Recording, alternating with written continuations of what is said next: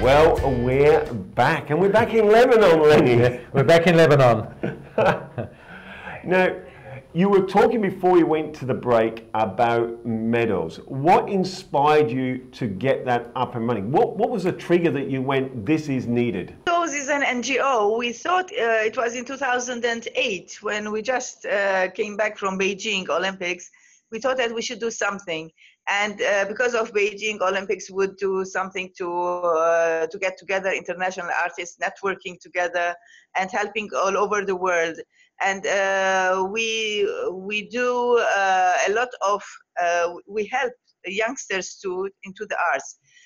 We promote art in all aspects.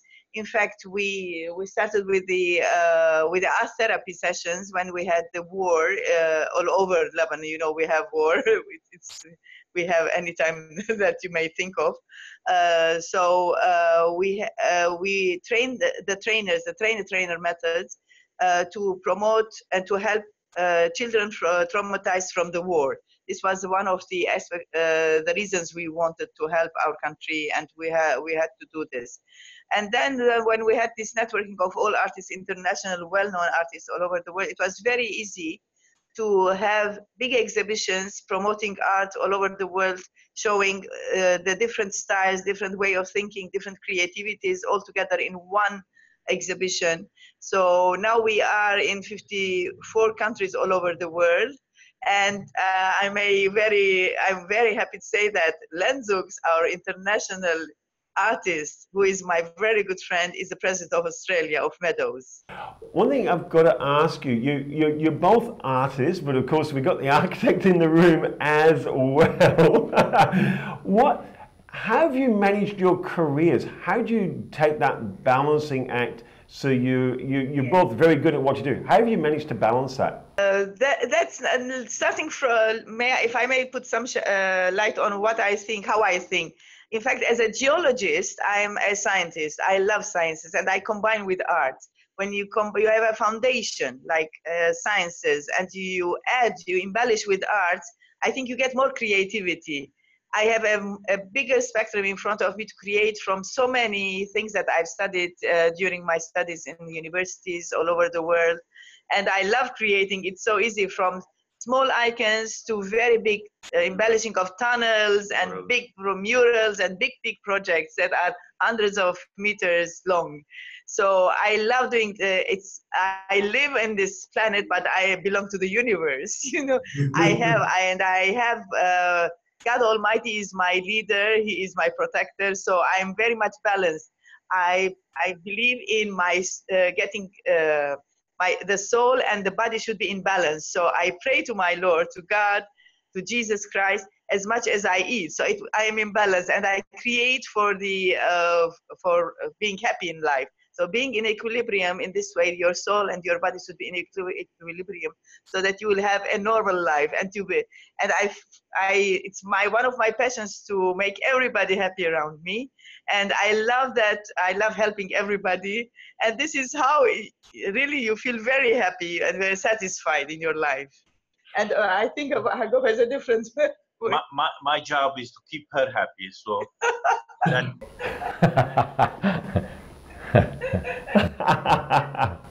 Nice to have such a husband. Hagop is more than that. I know that. They're a great team, and they support each other. Hagop, as an artist yourself and living with such a dynamic artist as well, how does that influence your architecture? Do you find sometimes they blend? You know, that's a very interesting question, and actually I will answer you again with an Arabic proverb, which I will translate again. They say عاشر القوم 40 يوم يا تصبح منهم أو ترحل عنهم, which actually means in translation that if you befriend people for 40 days, you either become one of them or you walk away from them. So I've been befriending Lena for over 40 days, so I've decided to become one of them. In fact, let me tell you, It will be our 16th anniversary in 2 days. In 2 days' time, we will be celebrating our 16th wedding anniversary. Wow. So it's been over 40 days, the limit. Wow, congratulations, guys. That's so much more than 40 days. On a more serious note, actually, I'd like to just tell you that besides my major in architecture, I'm specialized in restoration of heritage buildings. So actually, there was, when we got to meet each other, we discovered that we had more than a few things in common, because Lena, as an expert restorer of icons and things and frescoes and murals, whenever we used to take a job of a restoration, let's say of a cathedral or a church, for her to restore a mural or a fresco, I needed to restore the mural, the wall that was carrying the fresco. So our jobs, so our professions, somehow they overlapped. And this is how we really got to see so many common things we had together. And art and architecture are actually cousins, are not that far apart. Another thing, let me remind you, we have a common thing that we do together: city embellishment. In fact, this is how we started. Yeah, you see, this was the byproduct, if you know that, our offspring, if you like, which we called the city embellishment projects, which is basically what we do is we take a city or a town or any urban area, and we provide the necessary touches to embellish that city, which has been which we somehow were managed to create a niche for us in this country and in other countries as well, where we take a certain area, because nowadays most of the cities are dull, or they lack color. They are mostly overwhelmingly dominated by gray cement and concrete, and we bring in that touch of color with what we call functional art. For instance, Len probably knows about this. I've told him about it.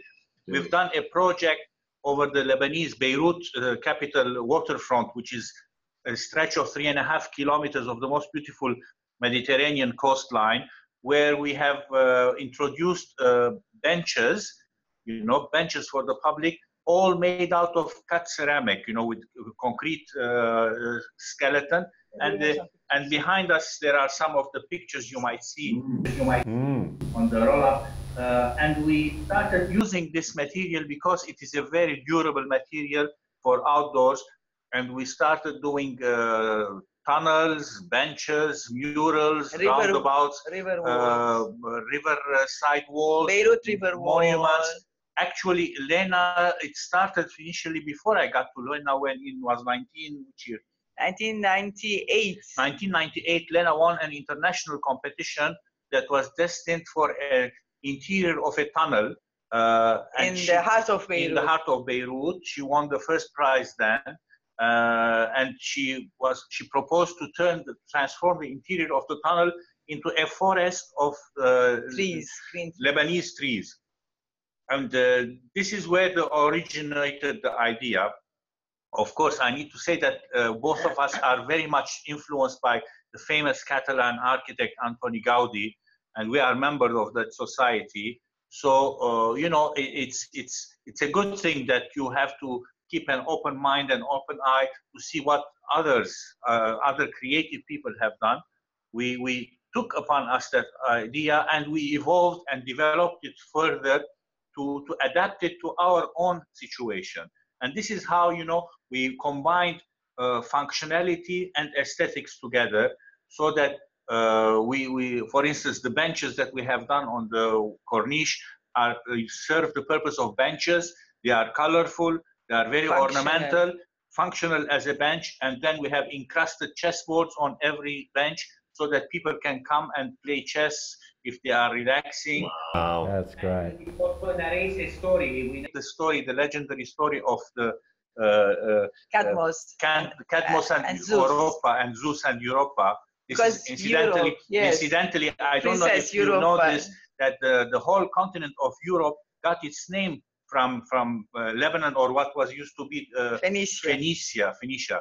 So this is how we have brought our art into the public domain. In fact, Europe was a princess from the south of Lebanon, and she was the daughter of Agenor, King Agenor. This is how Europe got the name from Phoenicia. She was abducted by Zeus, you know. So the story of it's a mythical story. The story of abductions goes way back. We'll come back to the story. We'll come back to it. We'll just take a quick break, and then we'll just come straight back to that story. Don't go anywhere. We'll take a quick break, and we'll be back on this special from Lebanon. Okay. Great. We are back. We are back. Guys, we'll explore some of those stories in a minute, but when I'm listening to you and I realize that this restoration work you do and the architecture and the passion, do you feel, because you're dealing with restoring icons and parchments and historic buildings, do you feel a burden of responsibility to make sure you get that right at some level? Does it put pressure on you knowing the value of the things you're dealing with? No, in fact, it's a pleasure for me. You know, I love, as my character is to make everybody happy around me, I love everything to be rejuvenated back, to give life back. So this is how, in fact, in a way that when I see an icon that is or any other artwork that needs restoration, I really have that urge to restore it. So I know most of all the techniques. I have studied around more than 15 years in universities, how to do the restoration, because as I told you, as a scientist, it was very easy to me to do the restoration, because when you combine arts and sciences, starting the chemistry, the chemical part of the restoration, then embellishing, coming the retouchings as an artist, then all this make the complete circle for me. So this is how I know what I'm doing is correct, and these are they are reversible too, because every restoration should be reversible for who knows when, after hundreds of years, they might need restoration again. They should be reversible, and the other restorer coming to do it could have the opportunity to restore anything that was damaged. Wow. So in fact, what let me tell you what I do. The link is between my geology and my art is that when I did a big research around 5 years to extract pigments from the minerals to paint my icons, because I paint my icons myself. So this was the old traditional Byzantine method to paint icons with egg yolk, and to do the gesso and all the difficult, a little bit cumbersome way of painting. It's not like putting a canvas and painting with any medium. It's much different. You have to prepare the wood for the icons. Then to gesso it, to do the gesso, the tarlatan, the gesso over it, the gilding that comes with the gold. And after that, you start the work with egg yolk. There is a parallelism to from the Bible, theologically and artistically, that you get the egg yolk. It is that gives life. Egg is life, because it's always starting a new life. And I take the pigments that I extract from the minerals coming from the earth, from the land, and I combine that God has created the whole universe, the planet Earth, getting what is from God has created from the earth back to life, giving through His image to the images of Jesus Christ, Virgin Mary, and all the saints. So this is a complete circle for me. It's a philosophical approach. Yes, not the artistic one. This is more the philosophical and theological. And theological. It's all together. It's difficult to understand, but this is how it goes. It's it is everything in an icon is it's coming from the earth that God has created, and giving back the wood, the minerals, the gesso, the gold, everything. It's getting back, transforming to the image of God, to just to adorn God, to praise God. But I need to say something here. Painting an icon is such a demanding task, which I learned by watching Lena do her work, that I always tell her it is like an act of faith. You have to have the faith, to have the perseverance and the patience, because sometimes it is, especially in restoration also, work is done per square centimeter at a time. So it requires a lot of patience. You cannot rush through it because, as you said, it's a big responsibility when you have very old items in our hands. Yes. And the idea is to save them, to consolidate and to restore and to make it worthy of exhibiting to the general public. So there is this feeling of responsibility, but we do take it very seriously. Very serious, very serious. And try to give out the best that needs to be done for this. In fact, now we are in the process of having a very nice museum, Sacred Art Museum in Sidon City in the south of Lebanon, where Jesus came. There was a wedding of Cana there in the Bible. It's right there in that city. It's there are icons coming from the 17th century and much before 13th century, 4th century. I'm restoring them. There are 59 icons that we brought in my studio to restore. And the nice thing is that there are several layers of icons superimposed over each other, and I had to. Now we have several more icons than the number 59. So one icon, there was St. Catherine on the first level. Then I had to take it off. Under it there was Virgin Mary of the burning bush.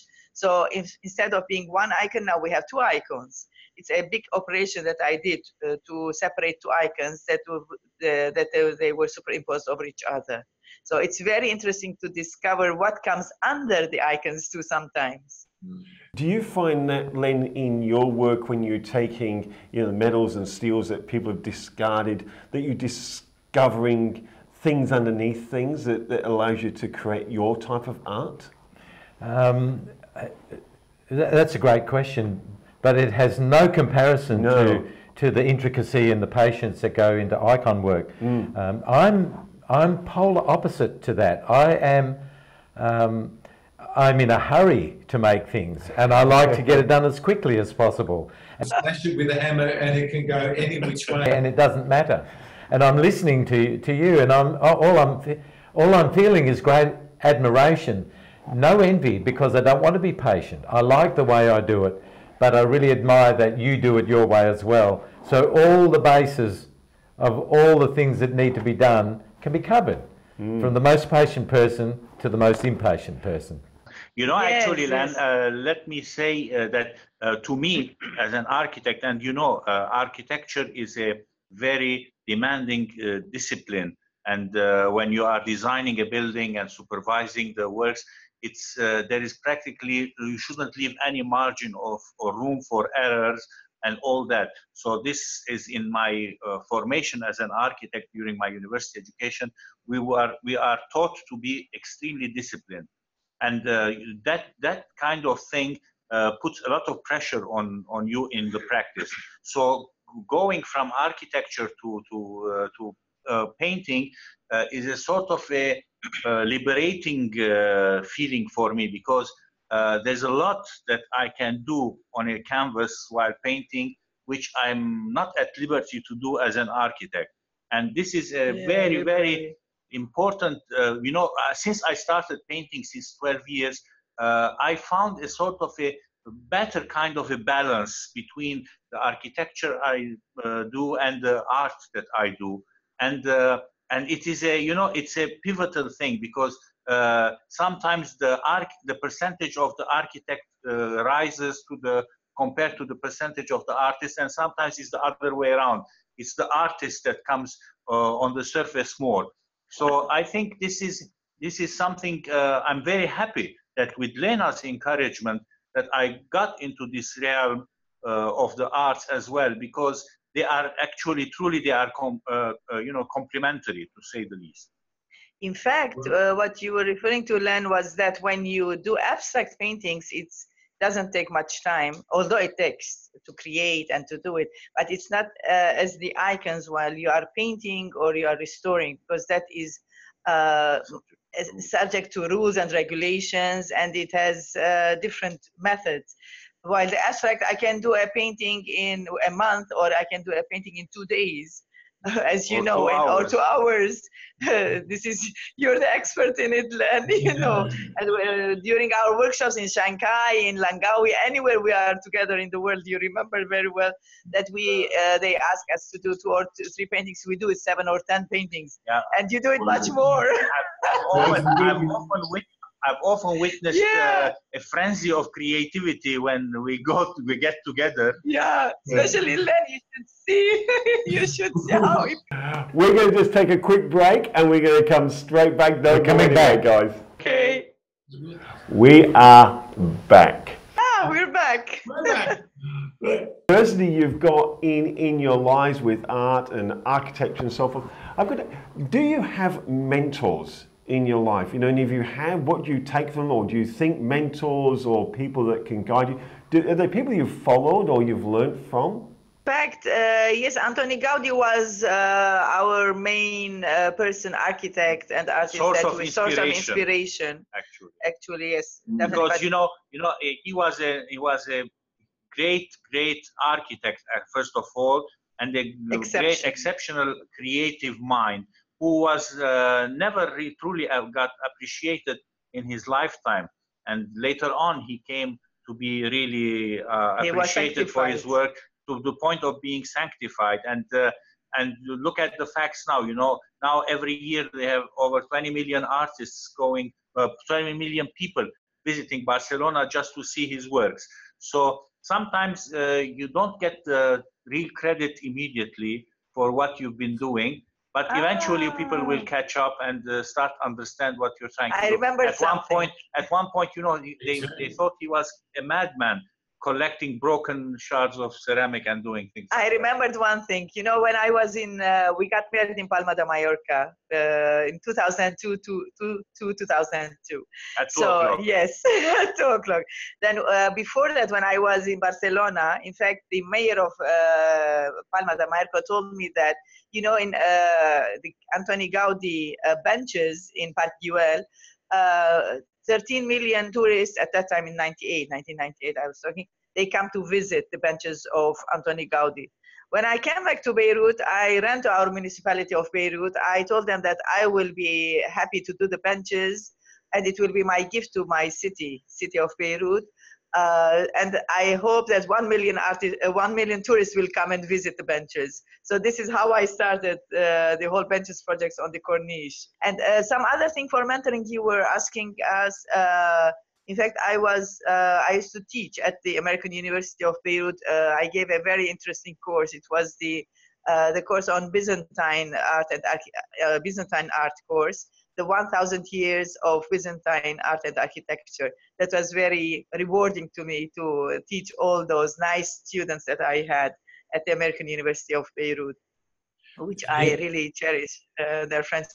The thing that I am reminded of as well is, in our absence of knowing each other before I met you, I was also influenced by Gaudi.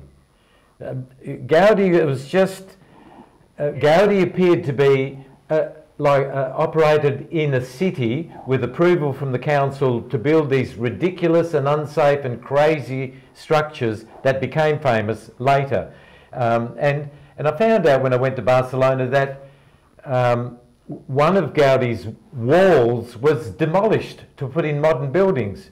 They would not demolish it now, but... For people looking at you and maybe up-and-coming artists or people with that huge passion and want to step into art and try and do something with it and maybe build a career out of it, what are your personal strengths do you believe you really need to make it in the field of art? Actually, it is extremely difficult for an artist in these parts of the world to survive from his art alone. I mean, maybe this is, I don't know if this applies for any other parts of the world also, but it's ups and downs. It is, because simply put, art is looked upon as a luxury, and anything which is art related is also considered luxury. So the difficulty in our part of the world is that when we go into a political turmoil or a security issue, the first thing that comes to a grinding halt is anything that is related to art, because people will no longer invest or spend money on considering that this is a luxury that it can wait. So this is why it makes it difficult and challenging. This is why actually we have opted to diversify our, the fan of work to cover as many different aspects of art, which makes it a very wise approach to handling art in these parts of the world. The other day we talked about that. About making a living as an artist. Yeah, it's the same here, maybe a little bit different. We haven't got the threat of fighting in our country. Mm. I'm going to change the subject again. Korea once with Hagop. And I heard a jet in the sky, and it came over the hill, and when it came over the hill, it made a really loud sound, and I craned my neck to look at it, and Hagop, he ducked. And so, do you remember the moment, Hagop? Yes, absolutely. It was instinctive, you know. When you are in these parts of the world, that is part of your instinct, the survival mode. When you look at the careers you've had now, was there a pivotal turning point that when we found where we actually fit in this combination of architecture, art, restoration? Was there a point in your lives when it all seemed to gel together for you? Or has it just been an unfolding story? Actually, you know, it all started when, you know, I was just dating Lena, and I used to go and visit her in the studio and see her beautiful work. And at one point, she said that she saw my architectural sketches and things like that, and she said, "You know, Hagop, your sketches are just beautiful. Why don't you do some art painting?" And I said, "You know, I'm an architect, and I don't consider myself an artist." But she said, "You know, I'm sure that you can do beautiful artwork." And then it was upon her insistence that I started doing some, because, you know, it's a matter of time as well, because I don't have the luxury of that much time on my hands being a full-time architect to do artwork. So I started doing some. She had an upcoming exhibition in Barcelona, I recollect, and she said, "Why don't you do a few pieces?" So I made a few pieces, and she brought in an art critic, and without telling him whose work was this, she asked of his opinion, and he looked at them and he said, "These are worthy of being exhibited." So then she said, "You see, you're not taking my word for it. Your artwork is beautiful, is creative. Maybe it reflects sometimes my architectural background is reflected in my work, because I like to have rhythm and things in my artworks, and sometimes I really go wild. But this was, I think, the thing. It was Lena's insistence that really pushed me into this line as well, which I don't regret at all, by the way. I'm happy. I can see the talent in everybody. Each person, each living body, each Homo sapiens sapien has something, a talent hidden in itself. So you have to create it. You have to give the chance to have to create it, either in music or art or dancing or anything, because this comes besides your main profession if you have any other professions. So why not to nurture it so that you can discover this hidden talent, and you will be very happy and very relaxed because you're creating art. When you're creating art, it's much different than you are doing something else. You're doing another type of job, or a banker, or an economist, or a politician, or whatever other different types of jobs. So it's much relaxing, and it makes you happy. You know, actually, and in this regard, I would like to point out something as far as our city embellishment work is concerned. A lot of the murals that we do, or the monuments that we clad with ceramic, we do abstract work on them, and we have discovered over the years that the abstract display of abstract art in public spaces is very intriguing, because it's not like something that you can see. It's not like an apple or an orange that you see it today and you see it tomorrow and still be an orange, or a figure or something. When it's an abstract image there, you know, it gets people thinking. It gets people every day, depending on their mood, they see something different in it. And this has been taken, welcome very much. Yes, it triggers their brain more to create, to discover something from their point of view. There's a very funny incident that when we were doing a big mural and the monument, a huge monument, it was a conical shaped monument with some pipes and metal coming out of it. Yes, this one, if you can see behind us. And when we were doing this, people started stopping and looking and wondering what it was this. It's on a main highway. It's on a main road, you know, on the coastal road highway. So one person came and said, because, you know, in Lebanon we have a continuous power shortage, electrical power shortage and things. And he looked at it and he said, this looks like a power line pylon or something like that. I said, yes, some sort of, but this is not electric power. This is the power of art. As a team, you know, give Lena the liberty to create and to be creative.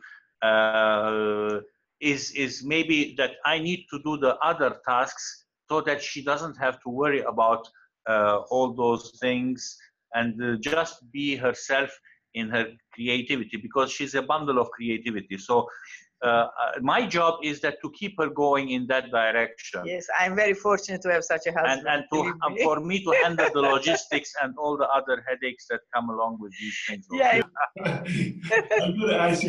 I got to ask you, as such a dynamic and a duo that you are, what's next for you? Have you got plans that you're going, we're chasing this next dream, we want to take this next level? What is the next for you two? I was going to tell you that I was very fortunate to have Hagop as my husband, because he really understands me.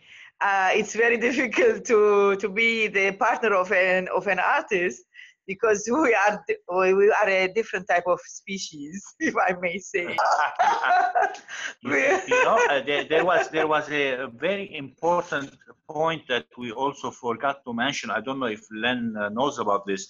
It is in our also practice, we do something which we call corporate artwork furnishing. Yes, Len is always a part of it. Yes, has contributed a lot. And we do, what we actually do is we do a lot of artwork furnishing for hospitals.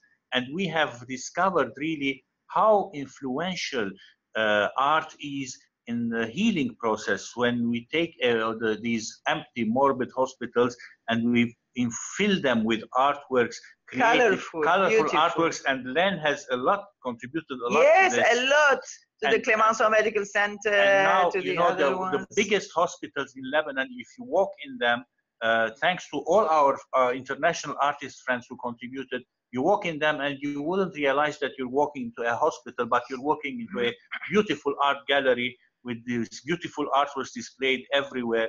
And it certainly has had a very important effect on the patients who enjoy going around the hospital and the visitors seeing this beautiful artwork displayed everywhere. Yeah, we do it for hotels and hospitals too. Is that what you were meaning before when you were talking about art therapy? Is that part of that? It has a part, one aspect of it, but the art therapy that we do, we train the trainer method. In that way, the trainer will take care of the traumatized children. Each trainer who we have trained, they go to schools and they take care of those children who are traumatized from the war, psychologically and through the arts, and those kids who are in not a in well shape, they just get out whatever they feel. They take it out through the arts. So in this way, they get out. They clean themselves. The toxin gets out of their system. This is how it works. I may say in few words. So that is another way of art therapy. That's a complete other concept. It's a parallel. There's a methodology behind it, which really helps alleviate the difficult situation that children find themselves during times of war. And you know what happens is the normal reaction is that they just close upon themselves and refuse to speak or to communicate and all these things. Using art as a method for for communicating with and them expressing. and letting them express their inner feelings has proven over and over again that it's a very effective method which can help children express their inner feelings and fears and thoughts and through the arts. But there's a methodology behind it which we've been doing. We follow up, yes. And we've been in training. fact, yes, I remember very well in one of our the wars in Lebanon, one of the wars, we helped around 10,000 children to regain their self-confidence and back through the art therapy. And to express themselves through the arts. You two are such a dynamic couple. You've done so much and you're so diverse. I'm almost scared to ask the next question. What's next for you two? Have you got plans or is there things coming up? No, we're prepared. I thought you'd never ask. No, we have so many exhibitions all over the world as we are going to be together with Len in Jakarta in May. But before that, now in fact, coming in 10 days, we have another exhibition in India together with Len, Hagop and myself and several other friends, artist friends. But the main thing for me this year is that we're going to have, me and my sister Hilda, together, we're going to have our solo exhibition, 25 years anniversary, 25th anniversary of our being sacred art artists. We're going to have in Villa Audi in Beirut, under the patronage of our Prime Minister, Sheikh Saad Hariri. It's going to be Beirut, City of Coexistence, the title of our exhibition. We're going to exhibit icons, Christian icons and crosses with Islamic verses from the Quran on parchment by Hilda. So now we're working on that. We're preparing a very nice booklet. Everything is going to be, it's a very big exhibition that we're going to have. It's like a retrospective exhibition of all these years. And this exhibition is going to go to Abu Dhabi, and then it's going to go to London, representing Lebanon and Beirut as a city of coexistence. And maybe after a year, it will be in Europe, in several other countries too. I'm fascinated when you talk about Christian icons and Islamic parchments. I mean, anyone that's studied anything would know that the original Hebrew Bible is the basis for Christianity, Islam, and Judaism. So it obviously comes from the original spot. How do you find the public reacts to the combination of the two? And how do you combine the two? And how do the two religions, the different facets of those religions, accept that the two are now coexisting?